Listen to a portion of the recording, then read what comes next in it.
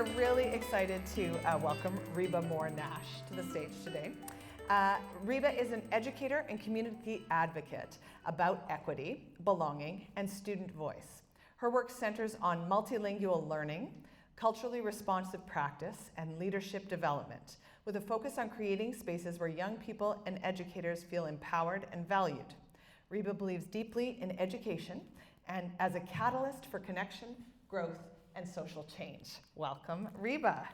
Thank you. It's lovely to be here. Thank you. That was so much better than anything I would have said about myself. But now I'm going to make you explain, get into it a little bit more. So, my parents were both educators. So when I read something like that, I respond quite emotionally to it because I'm sort of brought up with a shared belief in the value of education, not only for the individual, but as part of community building. Can you speak a little bit about your journey to being here in London today, both personally and professionally, where you come from and what brought you here? So I was actually born in Toronto, and both parents are from Grenada, so I don't know if anybody's been to the beautiful island of Grenada. Yes, see? Oh, a few, okay. So they know that it's gorgeous, lovely people.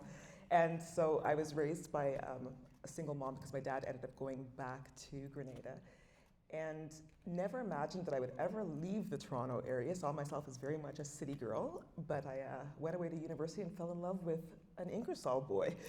So he wanted to go into policing, and I was determined that that would not be in the Toronto area because I had, grown up there and had some anxiety about that. And so he ended up getting on to the London Force. So I originally started my journey not even in education. I was at 3M Canada working in various sales and marketing roles. I had gone to school not even knowing what I wanted to do there. I was just happy to get into university. I did an English degree with a women's studies minor and ended up selling microbiology products at 3M Canada and moved through different spaces there. But all of my volunteer work sort of spoke to this passion that I didn't even realize I had around social justice. And if you talk to friends who knew me even as a kid, I was always advocating for something unintentionally. So when I was at 3M, like my volunteer work, I started at Sexual Assault Centre London, at what is now ANOVA. And I was also volunteering at the church doing, I think it was called Pioneer Girls, so like doing some teaching. And I would just spend my entire week planning this one little hour-and-a-half lesson to talk to these girls about, and then delighting in those times when I got to work at SACL, even though it was very challenging issues that we were dealing with. And I realized that that was the calling. So as much as I loved being at 3M, there was this pull towards education and advocacy, and in particular working with young people. That's terrific. This story, Primary Trust, I know those of you in the audience have not yet had the opportunity to see it, but it takes place in Cranberry, New York, which is a primarily white community, but as Kenneth, our lead, says, there are some black people. And it's very much a story about community. And so I wonder if you can reflect a little bit about that idea of building community inside a larger majority environment. I will say, so I've been in London now for about 26 years, and so my husband is white. I am obviously black. And when we first moved here, my friends were very concerned about the idea of moving us to London, again, 26 years ago, right? And so he would, we would be walking down the street or driving, and he'd say, "See, Rheba," and pointing people at us. That's unnecessary. I am comfortable being the only person, but you don't realize that you're missing something. You're not necessarily aware of the absence of the thing until it's present. So when I came into this role that I'm currently in, which calls upon me to engage with community, and in particular my community more actively, I didn't realize that I had been so hungry for that connection and that sense of community, because I have friends, right? I have friends from every corner of the world, and it's not that you don't love them and not that you don't feel loved by them, but there is something to be said about people who understand your background and history and not having to always explain things, right? So this role has really given me that. So there's a richness to that connection that, and I think all of us understand that community is a very critical thing. That's how we're built as human beings, right? We need that connection. I think that play spoke very much to this. Well, you haven't seen it yet, so I'll try not to give too much away. I'll have to remember that they haven't seen it yet. Yeah. They can reflect back on these thoughts after they've seen it. So I know you're here today in the breadth of all of your experience, but can you speak a little bit about the position you're in now professionally and what your role is? So I am what would be called assistant principal for equity and inclusive education. And then within the last year or so, I've also been given the responsibility of multilingual learning, newcomers, One World. So I don't know how familiar you are with Thames Valley and the different programs that we have. So all of it, to me, all of it is equity work. And so it has been very much about amplifying the voices of community. I think often those of us who are socially justice conscious, we see a problem, we want to go out, we want to help, and we often make assumptions about communities and then try to solve the problem for communities, but we haven't always historically asked those communities to be part of the process. And that's some great learning that we can have from Indigenous communities is, like, never for me without me is essentially that concept, right, of making sure that we're making those connections, amplifying voices. So that's a lot of what I get to do is, like, actually actively engaging with different people from different identities to get a better understanding, to ensure that we as a board are serving all students in ways that are equitable, in ways that are affirming, in ways that give them a sense of belonging, in ways that make them feel affirmed and as though they have a place. Obviously, without saying anything that's confidential, but is there a for example you can give us of something that either that you've done that was really fun, or that you're really proud of, or excited about? Well, there are lots of things. One of the things that we as a board have done in years past is just have, like, student voice conferences or student excellence conferences where young people who are probably in school buildings where they are maybe the one and only or one of a few, and spend their days maybe being very silent and very small. We bring them in for these conferences and they see other folks like them, and it's very empowering and it's uplifting and it's just a day full of joy. And people will often reach out to me around those kinds of things or affinity groups, and they'll say, well, isn't that kind of divisive? And the answer is no, because what it does is it creates a space where you build your confidence so that you can go out into other spaces and feel like you can contribute more effectively, show up as your whole self. And that's the whole point. So I'm very proud of the efforts to build self-esteem in young people and have them celebrate themselves. And when I say young people, I mean all young people and staff, right? Because we also have staff members coming from various identities as well who need to feel celebrated in order to be able to be efficacious in their jobs. That sounds amazing. To have It a is conference amazing. like that. Yeah, that sounds really interesting. Can you give us a for example of a challenge that you've encountered in that sphere?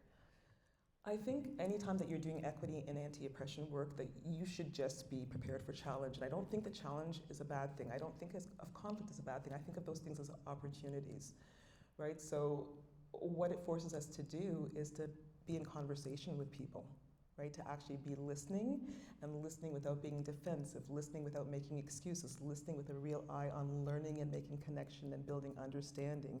So it's challenging because you're often going to hear things that you don't want to hear. You're often going to be hearing stories of hurt and of pain and sometimes of trauma. But those are opportunities to learn about somebody, learn somebody's story, amplify that voice so that you can actually be responsive in very authentic ways. And I think that's, again, it's just another opportunity.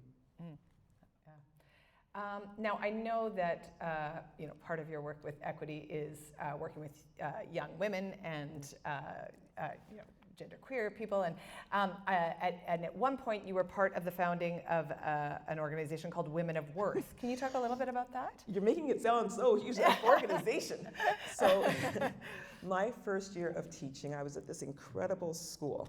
And I taught core subjects, so I taught math and English, but I also have a background in French. So I was teaching French to my class, but also to students on Rotary. And had these 3 students who were in one of the other classes who would come to me every single day. And I was so worried about these 3 young women.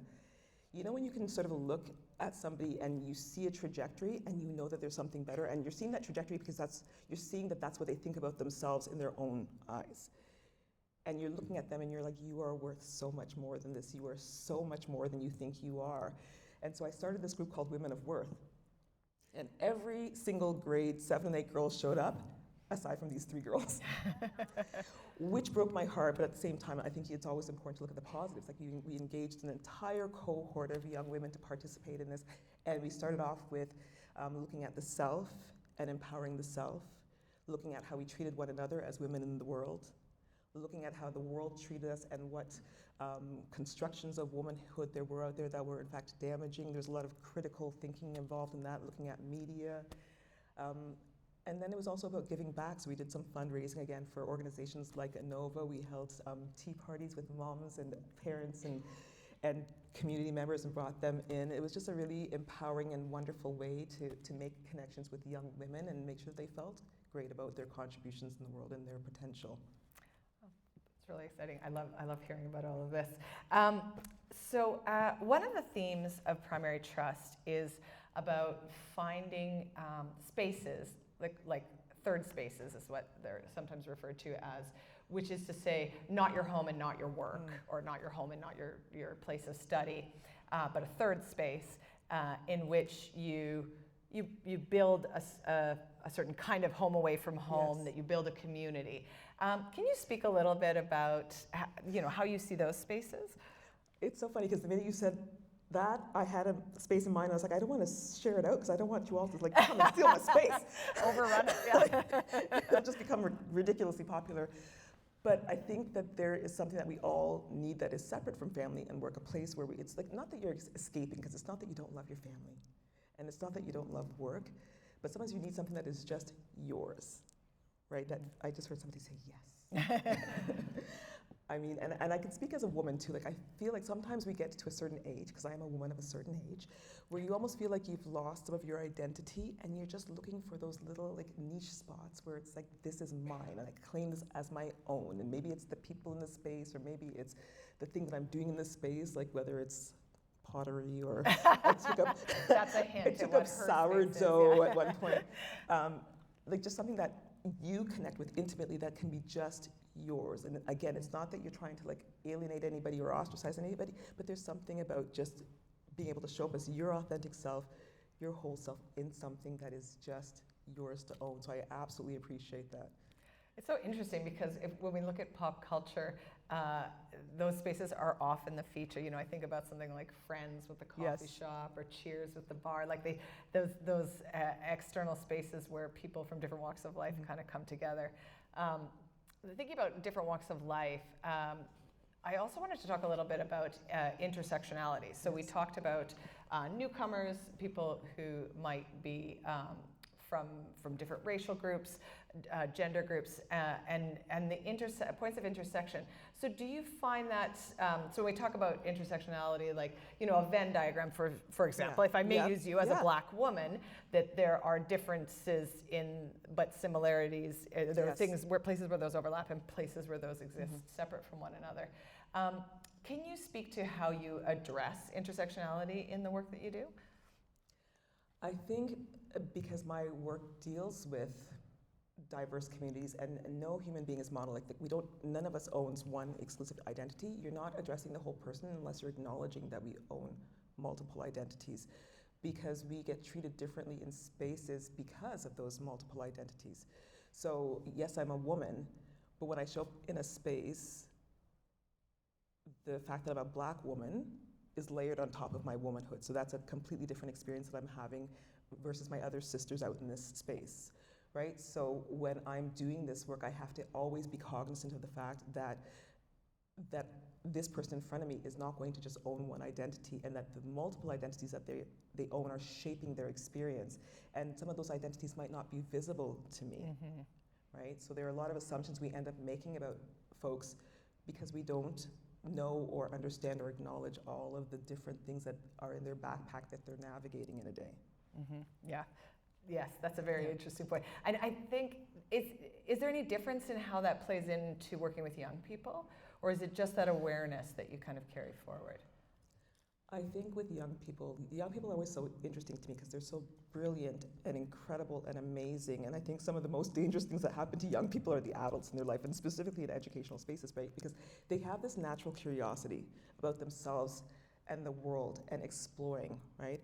And so they're in this very messy place in terms of their identities sometimes, and the impact that we can have, whether we embrace them and celebrate them and allow them to explore or shut them down, right, can speak a lot to how they show up in the world and how they feel about themselves and how they engage with others, right? So I think young people, it's such a rich opportunity to rethink even the way we feel about ourselves and how we treat each other, right? There's so much learning that we can do from young people. When we had our initial conversation about today, we were talking about community building, and we were talking about theatre's place as a community connector. Now, you're not a theatre professional, No. But can you speak a little bit as sort of as a I don't want to say outsider, as an audience member, as a participant from that side of the stage, how you see that that community building happening through theatre? Well, I'll tell you how theatre showed up in my life. So I was in high school, and I can't remember if it was grade 9 or 10, but we had the opportunity to go on a school trip and see Les Mis. And it was like for $15. And I had never in my life been to the theatre before. And if I talk about it too much right now, I'll get emotional. So I'm going to try to calm down a little bit. But it was such a transformative experience.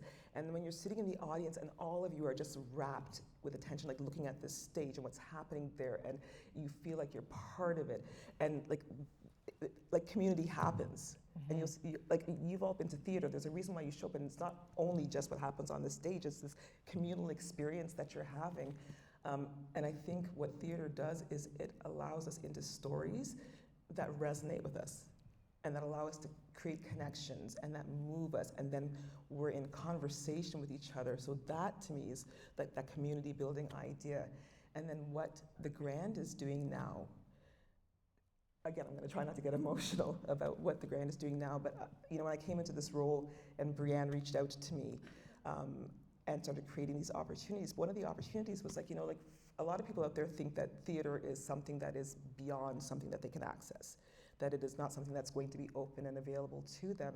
And the Grand is working very hard to make it accessible in so many ways, not the least of which is making sure that they're bringing material to the stage where folks like I can show up and see myself on a stage and see myself represented in very authentic and positive ways. Like, that is also community building, right? Because I think it gives all of us the opportunity to learn each other's stories and to see connections in each other's stories and similarities in each other's stories in ways that other vehicles and forms don't allow us to. And so when we talk about, I talked earlier about divisiveness, I feel like theater creates this sense of empathy and these connections that bring us closer together. Thank you. I didn't quite to set us up for I felt like there was but thank you for speaking specifically about the Grand as part of that, because it's certainly the work that we're trying to do, but there's always more to do. I wonder, we were having a conversation backstage. I'm wondering if I can kind of bring out here without too many giveaways. Yeah. I wonder if you can. Do you think you can speak a little bit about your experience coming to see the show without giving too much away? My friends. So I was saying to Rachel earlier and to Brianne as well, and I'm always just a very candid person, right? And I wear my heart on my sleeve, and I'm very open about who I am. So I'm going to, again, we can all say that I'm a Black woman, right? So I show up at this play by a Black playwright, Black director, and you have certain expectations about what you're going to encounter. Like, that the protagonist is a Black character. And it was just, I don't know. I don't think that there's a single person who's going to watch this today and have it not resonate with them.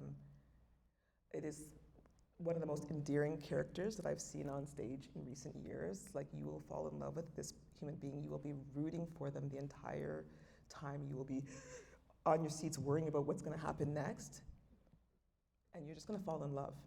So I will say that. So I hope that you're ready. Some of you will require tissue if you're anything like me. I was saying, I saw the show on the 23rd and then promptly sent out invitations to all of my friends, and one of them wrote back, her husband cried the entire way home. But you might also laugh the whole way home. You might. Could go either way. Everyone's experience is different. And it's going to resonate with everybody, and it's going to resonate with everybody differently. There are entry points, I think, for as long as you are a human being, this show is going to impact you. I mean, for me, that's great theater, is what you said about just resonating differently for different Yes. audiences, and this is definitely one of those shows that I think people take in very differently. We are at that time to turn over to questions. So, wondering if anyone has questions about Rheba's work or about primary trust, anything that we may not have touched on so far.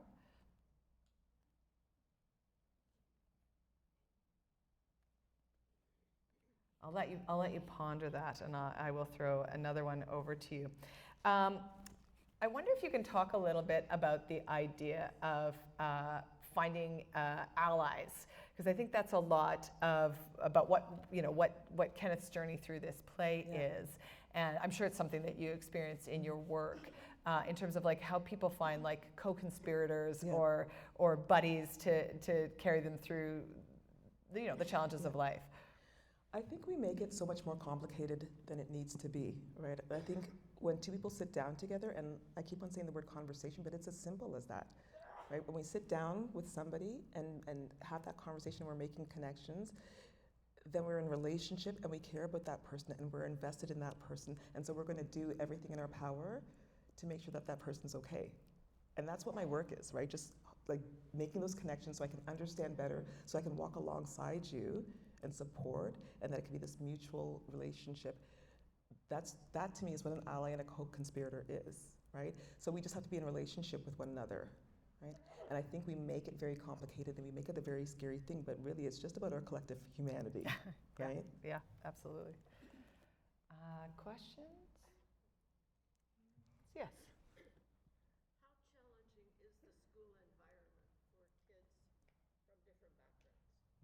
Interesting question. So I'll just repeat it so everyone can hear. How challenging is the school environment for children of different backgrounds?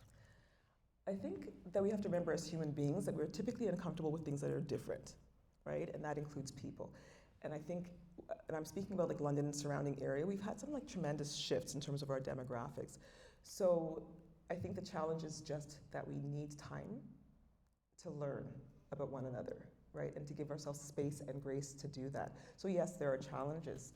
And I think a lot of it is around education and making sure that people have an appreciation for, can celebrate, can engage, can ask questions in ways that are culturally sensitive. And that's learning that we all have to do together. But I think what I know from doing this work is that we spend a lot of time avoiding certain topics and certain conversations. And what communities tell us is that results in more harm, right? And so part of the harm that happens is people not seeing themselves celebrated and affirmed or recognized. But part of the reason that that happens sometimes is with the very best of intentions, we're avoiding certain things because we're worried about doing the wrong thing, right? And people will extend us grace merely from the effort, so that even though it's more important to prioritize impact over intention, intention does count for something. And if people know that your heart was to love them and to celebrate them and create spaces where they can see themselves, they're going to walk alongside you and help you to do it in a good way. So is part of your work not only the schools doing that, but also educating their fellow students? Like, is that a part of of what you do? Like, certainly students will have that inclination, right? Because they're sponges. Like, when you see a bunch of kids in the playground, like, they're not having all the challenges connecting with one another that we do, right? And it's as they get exposed to different things in the world, as we do, that's when things like questions come up or like uncertainties, whatever. So it's about helping the adults to help students to navigate those conversations, but you have to start with adults because we have come with a lot of bias because of our own experiences and things that have been said to us. We've all been raised within these systems that have taught us to think and act in certain ways. So it's about giving ourselves permission to do that learning and that unlearning and relearning so that we can support all the work that needs to happen with students, right? I think that oftentimes we walk into spaces and we're very quick to call people out and to like point the finger and to vilify. You can't do this work if you don't have the determination to operate from a place of grace, right? Like, none of us is perfect, and we have to acknowledge that. And that's one of the beautiful things about humanity is that we're kind of messy, but we're also very beautiful. Yeah. Okay, a follow-up. Okay. Okay, so my background, I'm also an educator. Spent my life in schools. I guess I think we live in a multicultural community, and my experience is that most kids are colorblind. when I'm asking, how big is this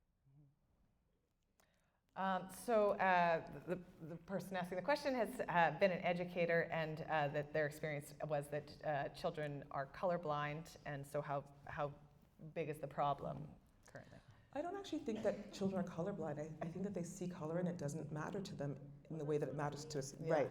But I think it's important because I think as adults often we will say things like colorblind. I don't want people to be colorblind. I want to acknowledge that I am a black woman. I'm having experiences specifically related to my blackness, both positive and negative, right? So I think it's important not to be colorblind because colorblind results in erasure.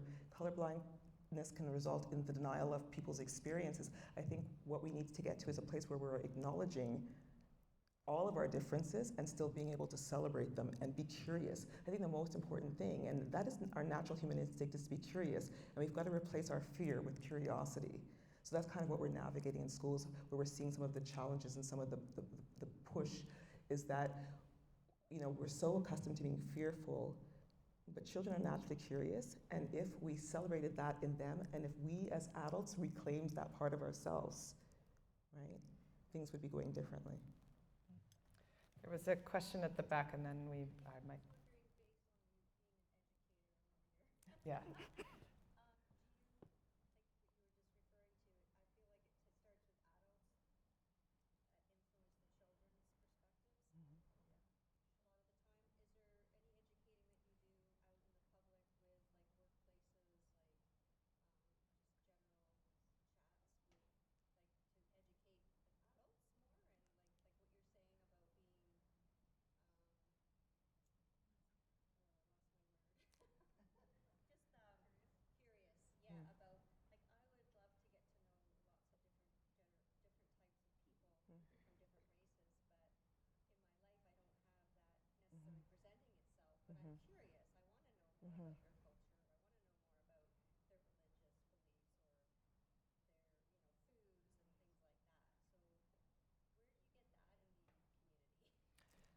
So the question was about, or the conversation is around educating adults, and that it's sort of trickled, like it moves down from adults to young people. So how can adults act on their curiosity to engage cross-culturally?